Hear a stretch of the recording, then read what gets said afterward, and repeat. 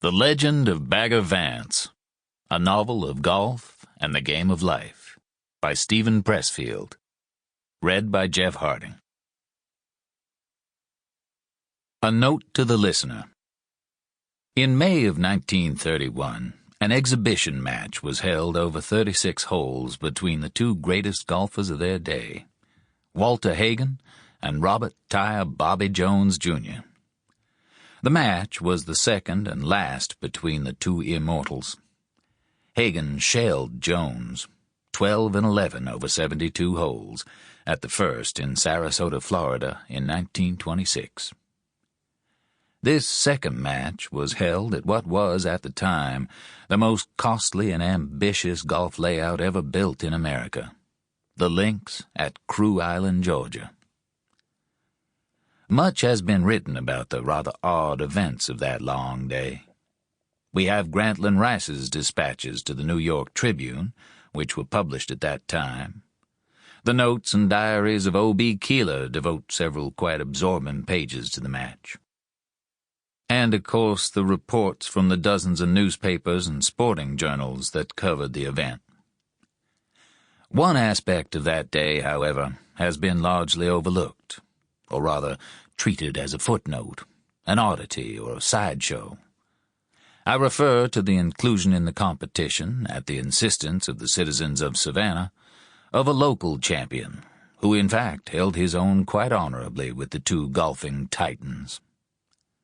I was fortunate enough to witness that match, aged 10, from the privileged and intimate vantage of assisting the local champion's caddie. I was present for many of the events leading up to the day, for the match itself, as well as certain previously unrecorded adventures in its aftermath. For many years it has been my intention to commit my memory of these events to paper. However, a long and crowded career as a physician, husband, and father of 6 has prevented me from finding the time I felt the effort deserved. In candor, another factor has made me reluctant to make public these recollections.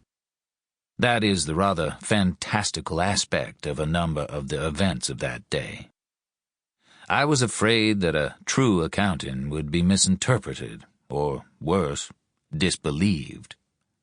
The facts, I feared, would either be discounted as the product of a 10-year-old's overactive imagination, or, when perceived as the recollections of a man past 70, be dismissed as burnished and embellished reminiscences whose truth has been lost over time in the telling and retelling.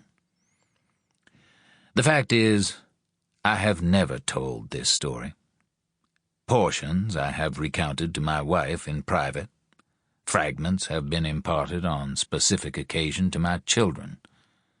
But I have never retold the story, to others or even to myself, in its entirety. Until recently, that is. Attempting to counsel a troubled young friend, for whom I felt the tale might have significance, I passed an entire night, till sunrise, recounting the story verbally.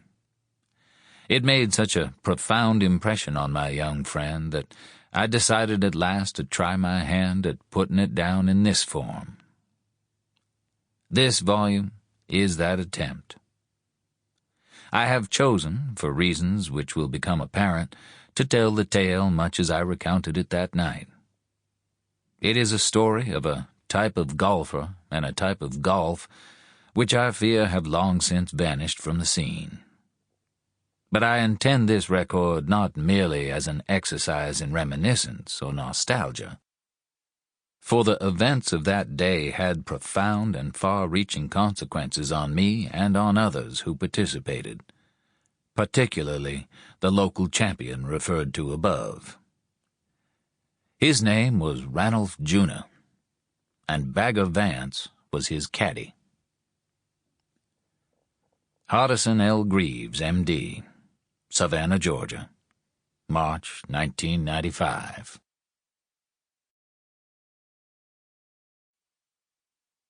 Have you ever had blackjack tea, Michael?